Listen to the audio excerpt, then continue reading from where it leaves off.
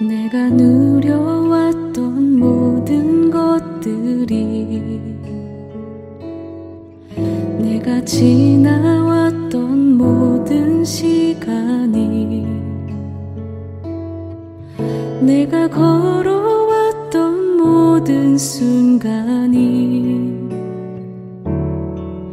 당연한 것 아니라 은혜였소. 이새가 그의 아들 7을 다 사무엘 앞으로 지나가게 하나 사무엘이 이새에게 이르되 여호와께서 이들을 택하지 아니하셨느니라. 내 아들들이 다 여기 있느냐? 아직 막내가 남았는데 그는 양을 지키나이다. 사람을 보내어 그를 데려오라. 그가 여기 오기까지는 우리가 식사 자리에 앉지 아니하겠노라. 이에 사람을 보내어 그를 데려오매 그의 빛이 붉고 눈이 빼어나고 얼굴이 아름답더라. 여호와께서 이르시되 이가 그니 일어나 기름을 부으라. 사무엘이 기름 뿔병을 가져다가 그의 형제 중에서 그에게 부었더니 이날 이후로 다윗이 여호와의 영에게 크게 감동되니라. 사무엘이 떠나서 라마로 가니라. 오직 예수. 사랑하는 성도 여러분, 반갑습니다. 오늘은 사무엘상 16장 10절에서 13절로 그는 양을 지키나이다 라는 제목으로 말씀을 나누겠습니다. 우린 지난 설교 때 이스라엘 왕이 몇 명이라고 그랬죠? 혹시 기억나시는 분 계세요? 40 몇 명인데 4명? 네, 틀렸습니다. 3명. 통일왕국 시대에 3명의 왕이 있었고, 분열왕국 시대에 북이스라엘이 20명, 남유대 20명, 합이 43명의 왕이 재위를 했습니다. 그럼 이스라엘 초대왕의 이름은 누구실까요? 초대왕. 다윗? 솔로몬? 네. 좋습니다. 사울입니다. 그러면 이어지는 문제, 2대 왕은 누구일까요? 2대 왕. 다윗. 훌륭하십니다. 다윗입니다. 그러면 이제 세 번째 질문. 자, 틀릴 때까지 계속 갑니다. 다윗이 왕이 되기 전에 직업은 무엇이었을까요?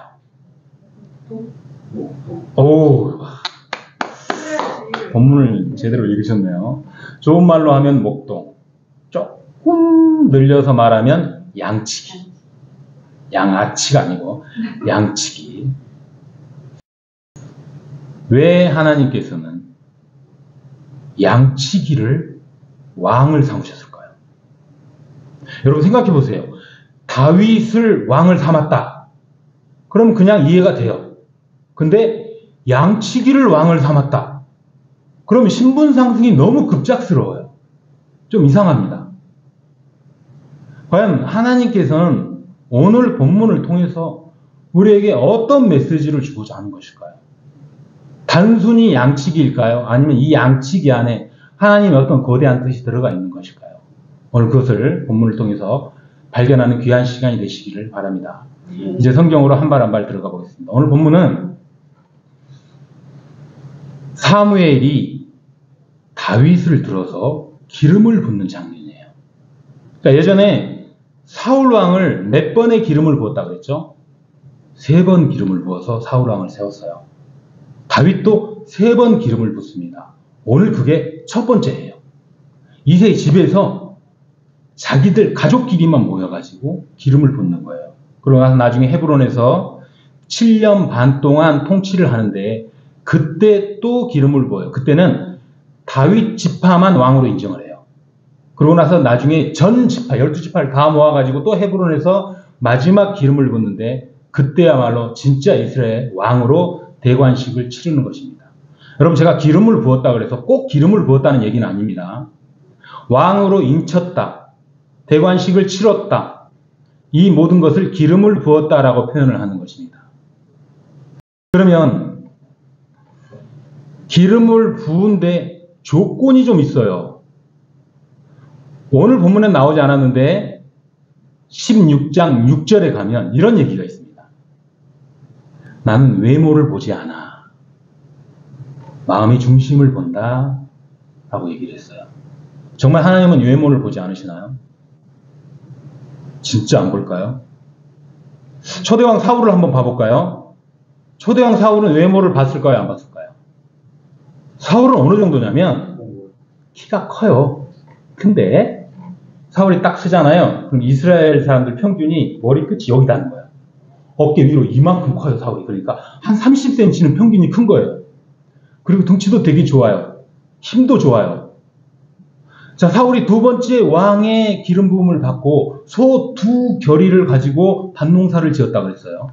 그리고 12조각을 내서 보냈다고 그랬죠. 소 2결의는 한 결의가 2마리예요. 2마리, 2결의를 끌고 밭농사에 동시에 일을 했다는 얘기예요. 소 4마리를 자기가 제어를 하면서 일을 굉장히 힘이 좋다는 얘기죠. 생긴 건 어땠을까요? 자, 이스라엘에 그 준수함이 아무도 따라갈 사람이 없었다. 즉 다시 말하면 이스라엘에서 가장 잘생긴 남자 사울. 자, 그러면 다윗은 다윗 때에 갑자기 내가 외모를 보지 않는다. 마음의 중심을 본다. 여기서 한번 생각을 해볼까요? 다윗은 평범한 정도의 키에 등치의 얼굴이었을 것이다. 아니면 거기에 약간 부족했을 것이다. 아니다. 사울처럼 키도 크고 등치도 크고 힘도 좋고 잘생겼을 것이다. 내가 외모를 보지 않는다. 몇 번일까요? 3번 없어요. 4번 없어. 아니, 어딨어 지금. 시험. 자, 1번 아니면 2번. 1번. 아, 1번. 역시. 오늘 다 넘어왔어요. 본문을 아무도 안 읽었어요. 12절. 12절. 빛이 붉다는 얘기는 성경학자들이 얘기하면 머리카락이 약간 불구스름했다고 합니다. 즉 아담과 에서처럼 머리카락이 약간 붉은 게 그때 팔레스타인에서는 되게 잘생긴 남자의 표상이었대요. 그리고 눈이 빼어나다. 그냥 간단하게 해결할 때 초롱초롱하고 맑았다, 깊었다, 반짝반짝했다. 그리고 세 번째, 이건 제가 이해가 안 가요. 아니, 어떻게 얼굴이 아름다울 수가 있어요? 그것도 남자가. 아니, 뭐 차은우예요? 차은우. 내가 그 이름을 외우려고 얼마나 힘들었는지 집사람한테 계속 물어봤어. 그 남자 누구야? 차은우래. 아니, 어떻게 하면 사람이 남자가 얼굴이 아름다울 수가 있냐고. 하나님 얼굴 지금 외모 보는 거예요? 안 보는 거예요? 안 본다고 했는데 보고 있어요. 그렇다면 하나님은 외모를 안 본다고 했는데 다 잘생긴 남자들이 지금 수면 위에 떠오르고 있어요. 그러면 외모를 본다는 얘기, 안 본다는 얘기는 우리 기준이 아닐 수도 있어요. 우리가 생각하는 외모가 아닐 수도 있다는 얘기예요. 너희가 생각하는 외모가 아니야. 봐. 왕들 싹 봐. 외모 다 좋잖아. 근데 내가 외모가 아니라 그랬잖아. 그렇다면 하나님이 보는 외모는 다른 외모를 본다는 거예요. 그들의 상황이나 환경이나 처한 상태, 또한 그 마음의 중심, 그것을 하나님께서는 외모로 치부할 수도 있다는 얘기예요. 자, 이제 사무엘이 이새에게 가서 7 아들을 쫙 봅니다. 외모를 먼저 볼까요? 마음을 먼저 볼까요? 그렇죠. 마음을 봐야 되는데. 6절에 이새가 큰아들 엘리압을 딱 내놔요. 그러니까 사무엘이 무슨 생각으로, 오! 사울하고 똑같이 생겼어. 키도 커, 등치도 좋아, 얼굴도 겁나 잘생겼어. 하나님의 이력에 의하면 이가 왕이 만든 거예요. 왜냐? 사울을 그렇게 왕을 세웠거든. 그러니까 하나님 이가 왕이죠 하고 기름을 딱 부으려는데 하나님이 아니야. 외모를 보지 마. 나는 마음의 중심을 봐. 사무엘이 지금 뭘 봤다는 얘기예요? 마음을 안 보고 외모를 봤다는 얘기예요. 사무엘도 완전히 속았다는 얘기예요. 그 시리즈가 7 아들을 다 하는 거예요. 다 사무엘은 좋다, 하나님은 아니다, 좋다, 아니다 7번을 반복을 하는 거예요. 그리고 마지막에 어쩔 수 없이 불려온 다윗은 잘생겼을까요? 못생겼을까요?를 고민할 필요가 없어요. 왜냐하면 유전적으로 7 아들이 잘생겼으면 막내 아들은 당연히 잘생겼을 수밖에 없어요. 유전이 어디 가진 않으니까. 하나님께서는 뭘 봐야 외모를 보지 않고 왕에 합당한 사람인지를 생각할까요? 하나님께서 외모가 아닌 상태로 들어가라 그랬으니까, 상황으로 들어가라 그랬으니까 들어가 보자고요. 다윗의 직업이 뭐라 그랬죠? 양치기, 목동, 양치기. 잘하는 거 하나 있죠? 하프 키는 거. 그거 외에는 특별히 잘하는 게 없어요. 나중에 그의 실력이 나타나긴 하지만, 여러분, 양치기란 직업이 어떻다고 생각하십니까? 할만하다. 도저히 할 수 없는 직업이다. 힌트를 하나 드릴게요. 예수님이 구유에서 태어날 때 들에 있는 목동들이 예수님을 찾아와요. 구유라는 것은 가장 낮은 데라는 얘기고요. 가장 낮은 목동들이 찾아왔다는 얘기는 가장 낮은 데서 임해가지고 가장 낮은 자들과 함께 일하시는 분이라는 뜻이에요. 가장 낮은 자가 어부였으면 어부가 왔겠죠. 목동이 오는 거예요. 가장 비천한 직업, 목동입니다. 양치기예요. 그런데 언뜻 생각하기에는 괜찮아요. 할만할 것 같아요. 봐봐요. 저 푸른 초원 위에 양들 쫙 풀어놓고 나는 그냥 하프 키면서 놀고 있고, 배고프면 밥 먹고, 목마르면 물 마시고, 뭐 더우면 가서 목욕도 할 수 있고, 피곤하면 잠도 잘 수 있고, 밤 돼봐요. 막 별 해는 밤, 윤동지에서 알퐁스도의 별, 막 찬란한 그 별을 보면서 얼마나 행복하겠어요. 자유. 아무도 나를 건들지 않아. 내 마음대로 살 수 있어요. 일하고 싶으면 일하고 쉬고 싶으면 쉴 수 있어요. 그것은 우리의 상상입니다. 현실은 절대 그렇지 않아요. 봐요. 양들을 키우려면 푸른 초장이 있어야 되잖아요. 그럼 양들을 가지고 동네 앞에 있는 푸른 초장에 가서 양을 먹여요. 그게 다 떨어지면 그 옆으로 옮기죠. 그러다가 이제 다 먹으면 집에 데리고 들어와요. 그 다음날 또 나가야 돼요. 그런데 이게 근동에 풀이 다 떨어지면 어디로 가죠? 멀리 가는 거예요. 그래서 요셉이 형들한테 도시락 배달할 때 멀리 가잖아요. 그래서 거기서 죽잖아요. 아버지 몰래. 뭐니까 소문이 안 나는 거예요. 멀리 가면 어떻게 되냐면 집에 못 들어와요. 봐봐요. 나가는데 한 달을 갔어요. 그러면 하루 먹이고 들어올 수는 없잖아요. 거기서 먹이고 자고 그 다음날 그 옆으로 이동하고 6개월이 될지 1년이 될지 집에 언제 들어올지 몰라요. 자, 집에서 나갈 때 뭘 준비했을까요? 옷 한 벌, 지팡이 하나, 뭐 약간의 양식, 물 한 통, 그리고 나머지는 현장에서 조달해야 되는 거예요. 그런데 이스라엘의 날씨가 어느 정도였냐면 낮에는 뙤약볕, 습도가 없어요. 습도가 없고 열기만 있어요. 타는 듯한 더위라고 하죠. 그냥 더위가 아니에요. 그런데 큰 나무들이 없어요. 옹기종기 나무밖에 없단 말이에요. 그늘이 없어요. 간혹 동굴 같은 게 있으면 쉴 수가 있고. 그러니까 낮에 타 죽는 거예요. 밤에는 얼마나 추워요. 그 겉옷 잘해야 담요 하나 있는 거. 그걸로 잠만 자면 되나요? 잠을 잘 수가 있을까요? 다윗이 싸움을 잘한 이유가 뭐라 그랬죠? 곰과 사자와 싸웠다 그랬죠. 얘네들이 대낮에 찾아올까요? 밤에 찾아올까요? 뭐 바보가 아닌 이상 밤에 오겠죠. 그러면 다윗은 잘 수가 없어요. 자다가도 일어나야 되는 설잠을 자는 거예요. 그러다 그들과 싸우고 잡아간 짐승 뺏어오고 간혹 한 번씩 가출한 양이 또 있을 거 아니에요? 그럼 또 데려와야 되잖아요. 양이 아프면 자기 옷을 벗어서 참목자처럼 양을 달래주고 위로해주고 치료해주고 같이 옆에서 잠이 들고, 양이 출산하면 그 양 다 받아줘야 되고, 양이 죽으면 뒤처리까지 다 해줘야 되고.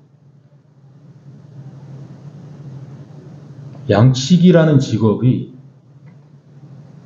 고대 근동에서는 노예가 하는 것이란다 합니다. 종들이 했대요. 근데 지금 이 집에서는 다윗이 하고 있어요. 왜 다윗이 그걸 하고 있을까요? 이 형들도 많고 이 2세가 엄청나게 잘 사는 건데, 그것은 나중에 시간을 내서 또 한번 말씀을 나누도록 하겠습니다.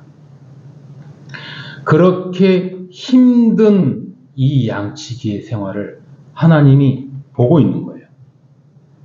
그러면서 내 마음에 합한 자 중심이, 마음의 중심이 나에게 있는 자라고 얘기를 하는 거예요. 말이 돼요? 말이 안 되죠. 뭘 했다고 다윗이? 양만 열심히 키웠는데.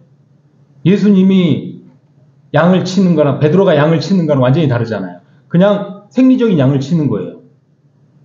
그래서 우리는 한 발 더 나아가 봅니다. 다윗이 광야에서 들판에서 양을 칠 때 다윗의 기쁨이 무엇이 있었을까요? 먹는 거, 자는 거, 입는 거, 씻는 거, 뭐 하나 자유로운 게 있었어요?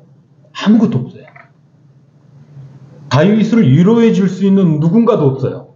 친구도 없어. 뭐 정채봉처럼 무슨 구름하고 얘기를 합니까? 바람하고 얘기를 해요? 다윗이 의지할 분이 딱 하나 있죠. 한 분, 하나님 아버지. 다윗을 위로해 주는 분은 하나님 아버지밖에 없어요. 다윗은 너무나 험난한 양치기 생활을 하면서 하나님과 쉬지 않고 교류를 할 수밖에 없었어요. 왜냐하면 안 그러면 하루를 버틸 수가 없으니까, 이 양을 지킬 수가 없으니까, 너무 힘드니까 쉬지 않고 하나님과의 관계를 연속적으로 유지하는 거예요. 그것을 하나님이 보신 거예요.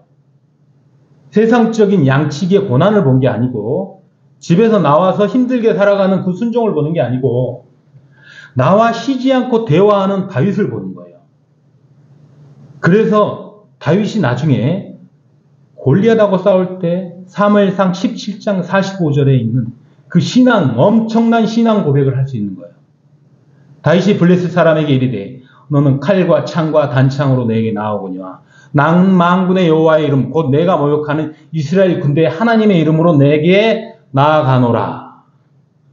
사랑하는 성도 여러분, 우리의 상황이 힘들 때, 아니면 우리의 상황이 답답할 때, 해결책이 없을 때, 우리가 하나님과 교제를 쉬지 않고 했다면, 우리도 다윗과 같은 이런 신앙 고백을 하지 않겠습니까?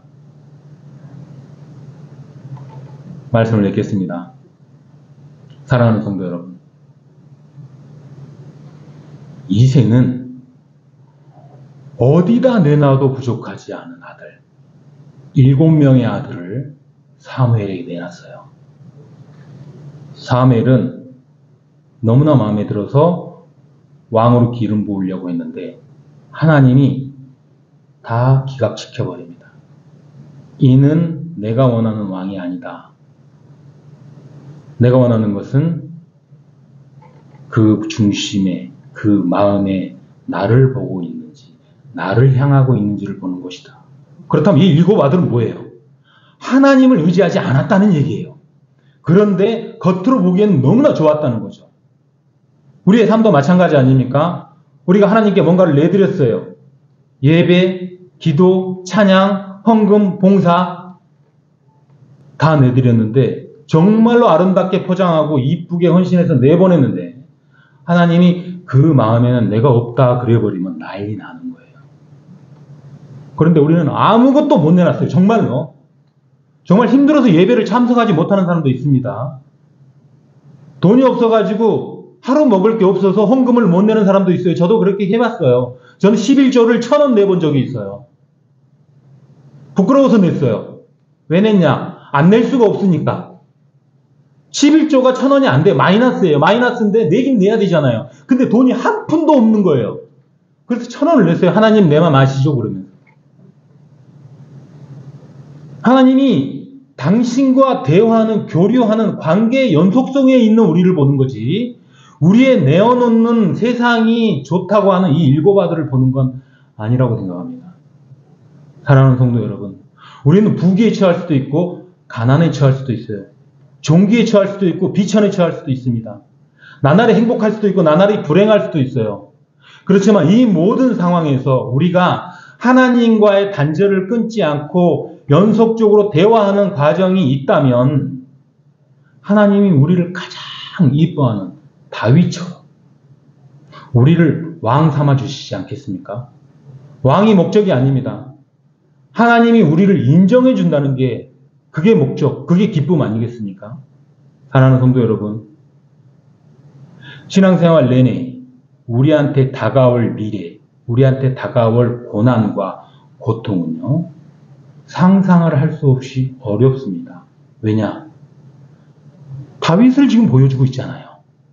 양치기를 보여주고 있잖아요. 너희들의 미래가 이럴 것이다 라고 3000년 전에 3000년 후에 있는 우리에게 얘기를 해주고 있는 거예요. 성경 거울이라 그랬죠. 우리를 보여주고 있는 것이.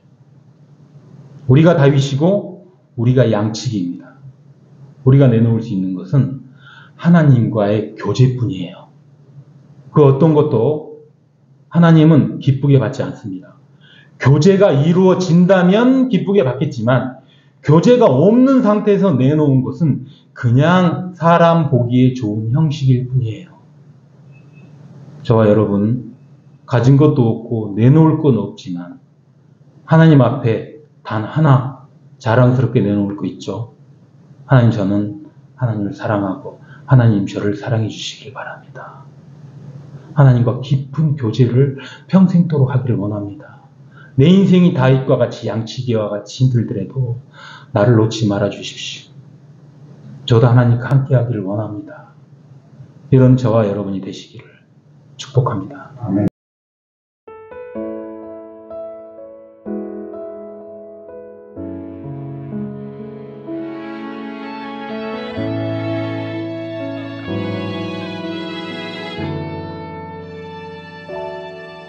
내가 누려왔던 모든 것들이, 내가 지나왔던 모든 시간이, 내가 걸어왔던 모든 순간이 당연한